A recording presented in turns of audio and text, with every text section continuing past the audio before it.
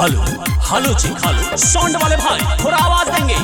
जी हाँ, श्री श्री 108 नवयुवक सरस्वती पूजा समिति आप तमाम ग्रामवासियों का हार्दिक अभिनंदन करती है और करती रहेगी। उठाइए दोनों हाथ और कहिए प्रेम से सरस्वती माता की।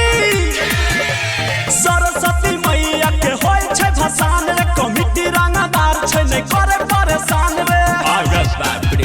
सरस्वती मैया के होय छे भसान रे, कमिटी रंगदार छे नहीं करे परेशान रे। डीजे बजा सब डांस करते, सब मिल रहते नहीं कोई लड़ते। अबीर गुलाल लाल लाल उड़ते, लाल लाल उड़ते। तो भसान में गोली 4 राउंड चलते, तो भसान में गोली 4 राउंड चलते। अहुबेर भसान में गोली चलते। सभी पूजा कमेटी सदस्य आग्रह है कि डीजे को धीरे धीरे आगे बढ़ने दे, क्योंकि भक्तजनों का भीड़ बढ़ चुका है और गैदरिंग होने की संभावना है। घूमते टरोली पूरा हिलते इलाका, मैया के भसान में है धमाका।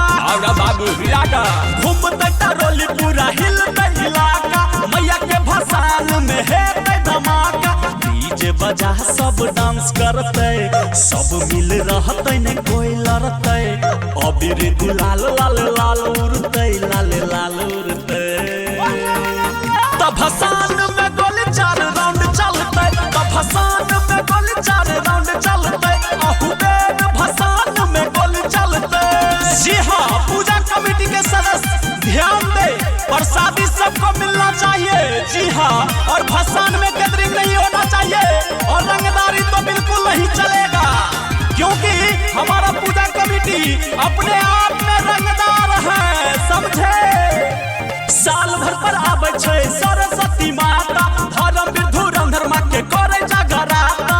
अरे बाबू हिला दहो। साल भर पर आवे छे सरस्वती माता, धर्मवीर धुरंधर माँ के करे जगराता।